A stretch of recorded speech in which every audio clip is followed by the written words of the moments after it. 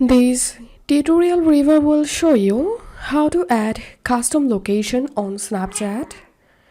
Open your Snapchat and take a snap here, and to the right hand menu you will find this note icon, so tap on it and here tap on location.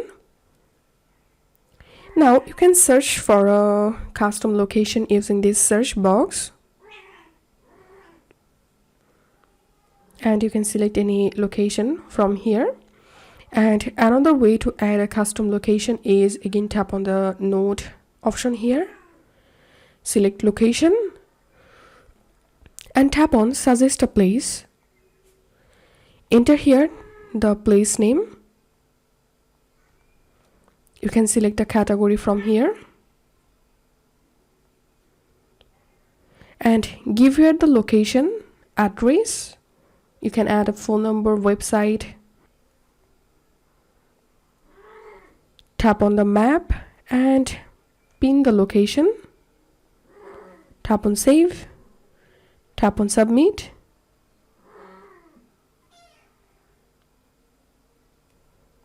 And this is how we can add custom location on Snapchat. If you find this video helpful, don't forget to subscribe Tutorial River.